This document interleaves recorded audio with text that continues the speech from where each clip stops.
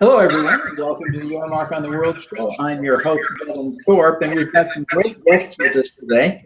We have Stephenie Larsen, who is the founder of Encircle, and we also have with us Andrea Smardon of Changing Our Lives. I'm going to ask you ladies if you want to turn the volume on your computers down to eliminate that echo. So turn it way down to where you can hear me. But that should eliminate the echo. The software will catch up with what's left, I think. Okay. Can you still hear me, ladies? Yes. Yes. Great, great. Well, thank you very much for joining me today. I really appreciate you taking the time to be here. I'm excited about this conversation and appreciate the time you've taken.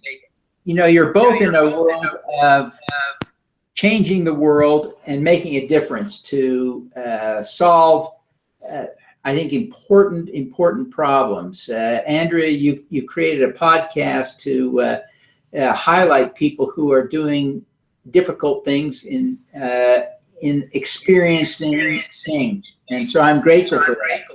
Stephenie, I'm going to mute your microphone while I'm talking because it will we can eliminate that echo. Sorry about that. I'll unmute you when it's your turn to talk.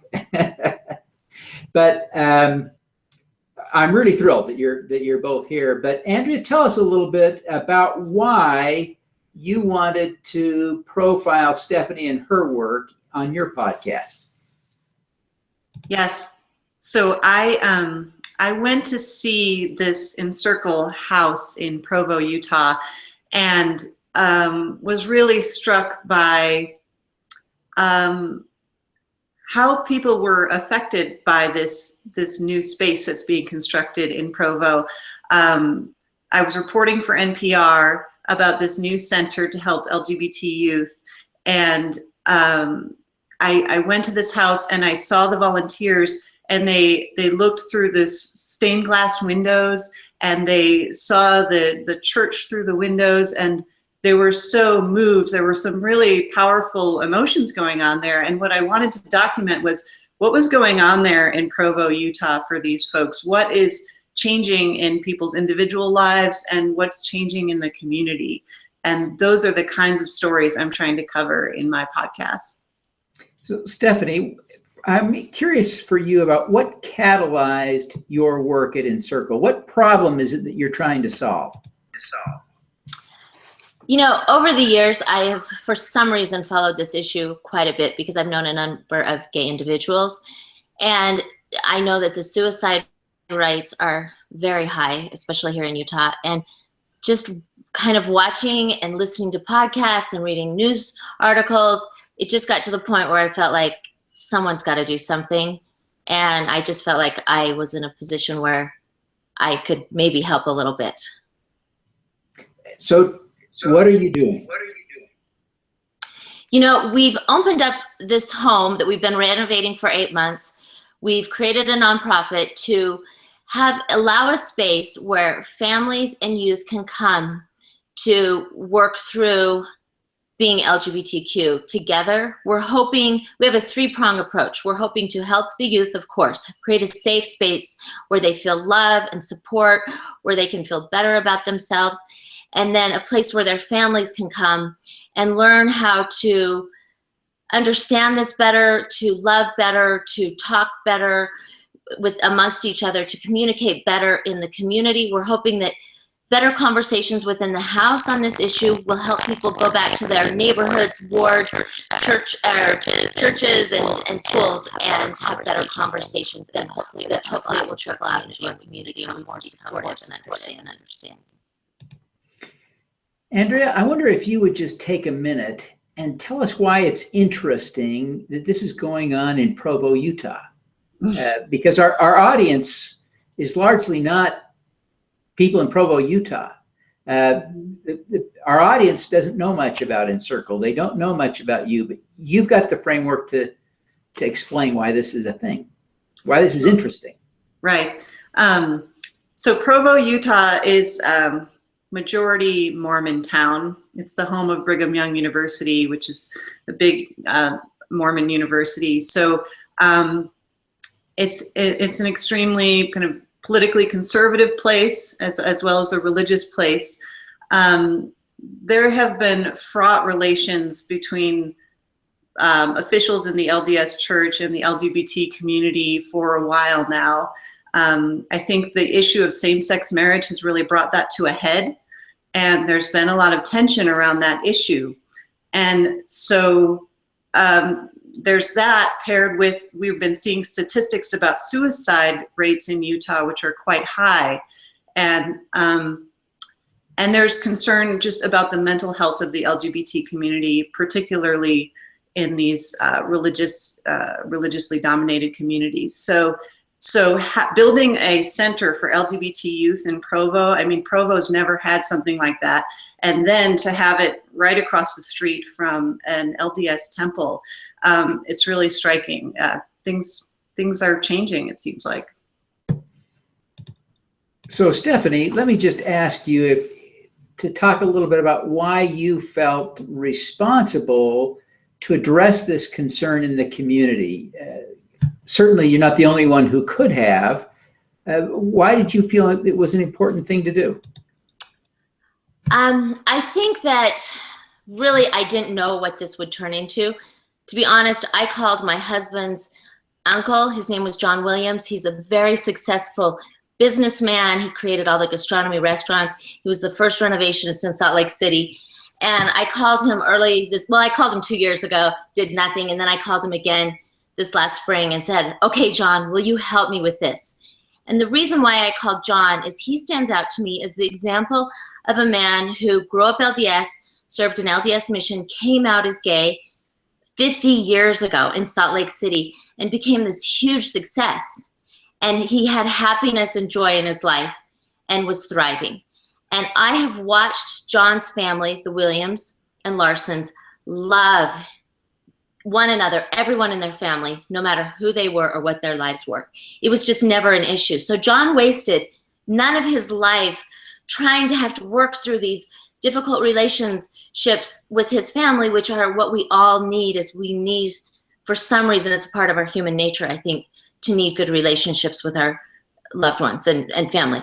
So looking at that contrast of who these LGBT individuals could be if they were supported and they were allowed to thrive versus what I have been watching and seeing with sadness and divorce, or sadness and suicides, and mothers and fathers who don't dare talk about it amongst each other, even if they have gay children, who don't have resources to work through it. It got to the point where I was like, John, will you help me do something? He said, sure, what are we going to do? I said, I have no idea, but something needs to be done. So I could think initially I just wanted a little house where people could come and feel like they were at home, feel loved and supported. And then, it's been just amazing how many people have jumped on board and wanted to turn it into more. Now we'll have counseling, social workers, all sorts of resources for families and youth to work through. Stephenie, Andrea did that great podcast for NPR back in November. I'm curious to know what the reaction has been from that national exposure. It's been fun because I had some friends who live back in DC who have contacted me, and people that, it got a lot of viewers, and I got a few checks from people saying, we want to help you. So it was huge. And I think Andrea's podcast opened up an opportunity for other people to want to talk about what we're doing, which, is helping us raise the money we need to get this off the ground. Andrea, I wonder if you would just take a minute and tell us about how this story fits into the broader theme of your podcast, Changing Our Stories. Well, I think what struck me about what's happening with the Encircle house is that it's changing people's lives, and it's doing it in a direct way and in a personal way. And those are the kinds of stories I'm trying to bring out. I think if we are immersed in the news, we get a lot of kind of demoralizing stories. I think that a lot of the stories that we get in our daily lives are, there's a lot of emphasis on divisiveness, right? We're hearing, I mean, clearly in this past couple of years of election coverage, that's been, you know, the name calling, the crazy things that people say. And I just think we need to focus on the meaningful change that people are doing and making in their communities. I think we don't get a lot of wisdom from the stories that we hear, you know, in the news, and I think we are craving that. I think most of us want to live meaningful, connected lives, and I think stories can help us do that.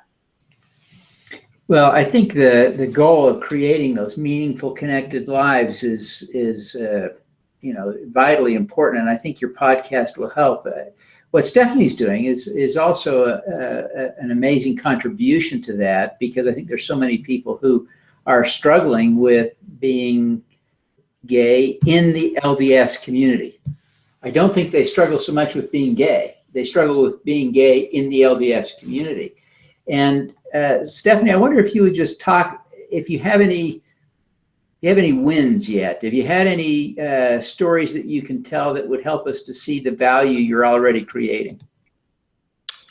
You know, I have more stories in 8 months than I thought I would ever have in a lifetime. This is, as if I can make this super quick. My dear friend helped me at the first Encircle. Andrea was there, and it was the first volunteer day when we were demolishing the house and taking things out. And my friend came and helped me pound out this big old tub that needed to be removed. A week and a half later, her son came home from his mission, and she texted me and said, "Stephenie, thank you for doing this. This has now become personal to me and my family." Her son came out to her 2 days after he got home from his mission. So she brought him, and her husband brought them down during when he was back from school in December, and wanted him to tour the house and see how people care. And the first thing she did was march him upstairs and say, "Christian, look, this is where I took out the tub, not even knowing that you were gay." The next interesting part to that story is within 3 months of that, his uncle, who lives across the street from him with 6 kids and a wife, I think that gave him the strength to say, I can also work through this. And he's told his family, and he and his family are now receiving counseling and help, you know, and hopefully it will end up to be a beautiful story for them. But, you know, it's a hard thing within our community, and I hope that we can just help some people feel like they can do what they need to do to feel healthy and happy. Stephenie, I'm going to ask you a hard question here as a follow-up to that. It has traditionally been very difficult to be gay in the LDS community. Do you think there is a comfortable way for people to be gay and Mormon? That is a hard question. I think some people will make that work. They have such a testimony of the gospel. It is what their life evolves around, and they will need to do that. Other people may never find health and wellness if they don't feel like they're living their true selves. I think it will matter on the individual. What we are trying to do at Encircle is to be completely non-prescriptive, to meet people where they're at and to help them with the resources to work through, to figure out how they will thrive and what they need to have the best life. And so, you know, I think it's an individual question. Yeah. Andrea, I wonder if you would just take a minute and tell us how people can, well, first off, tell us about, briefly, your first 2 podcasts. They're already up. People can go to changingourstories.com and already listen to your first 2 podcasts. Tell us about them. Yeah, it's changingourstories.org. And yes, just recently launched. And the first 2 stories are both about, I guess you would say, healing across divides.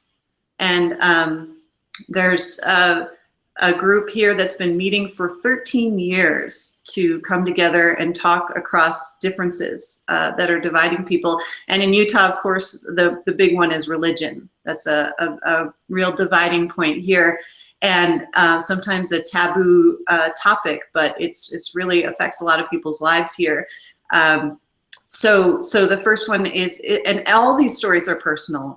It's all about learning about through people's personal stories. So the two men who founded it, one is Mormon and one is not, and how they sort of came to confront each other's issues and work through it on a personal level, and how that's changed their lives. And then the next story is another woman from the group who I find really remarkable. She's a Trump voter. In the group, she was the only one who was a Trump voter. But she drives all the way up from Utah County to Salt Lake City, which is about an hour's drive in rush hour, to meet with this group just to talk to people that she disagrees with, because she thinks it's so important. And I mean, in this day and age, it seems like most of us can't talk to each other across differences. It's too fraught. So I just thought her story was so remarkable. So I wanted to explore why she seeks out these opportunities to talk to people that she disagrees with. And she goes to the University of Utah School of Social Work. She's a conservative LDS woman, and she's surrounded by liberals, and how she manages that situation and what she gets out of it. It is fascinating. Andrea, when will your long-form podcast on Encircle be available? Good question. I'm developing these stories as I go. So I think in 2 weeks, I think it will be, it should be by early February. It should be there. Yeah. Okay. I want it to air before the grand opening of Encircle, which I understand is February 11th. Yes. Well, Stephenie, I want you just to take a minute before we wrap up here and tell us in as clear terms as possible who you help, how you help, and how people connect with you. What do they do to make that first connection and start this conversation with you? I guess I would say just coming to the house is a great way, because one of the reasons we did this is there are a lot of online resources, but there's not a place you can come and just be with people and really, have that feeling of, just being with someone. And so we wanted to be a place where people from PFLAG, Spectrum, BYU's Gay Club can come and congregate, be together, where families and kids can learn they're not alone. Who will come? It will be interesting to see. We wonder if it will be mostly the college students who maybe are recently home from a mission or thinking of marriage and wondering, what am I going to do? Which road do I take? Or will it be the younger kids who are coming out a lot earlier and needing support? And maybe it will be both. Sometimes we wonder, do we need a bigger house already? But we hope to have families there and mothers talking together, supporting each other, and, just being a hub for resources of friendship and support. Is there a number they can call, a website they can visit in order to make that initial connection if they can't find the house? Yes, it's encircletogether.org. And in there, you can sign up to be a volunteer. You can make a donation if you would like. You can see the videos we've been creating, trying to educate. We hope to have a very good digital presence where we'll put a lot that we present online to help people who aren't close. We put it in downtown Provo because that's the easy access to people in South Utah County and North Utah County, and it's close to tracks. We just were putting it in a place where we thought it would actually be noticed, because we think the community needs to, you can work through it yourself and with your family, but if you still don't feel the love and support of your community, it's still going to be difficult. So I hope we can do some really good things. I'm sure you will. I want to thank both of you for taking the time to be with me today. It's just an honor to be able to learn more about the great things that you're doing. I honor and admire both of you, and want to wish you every success in the great work that you're each undertaking. So thank you. Thank you. Thank you. All righty. Now let's do some good.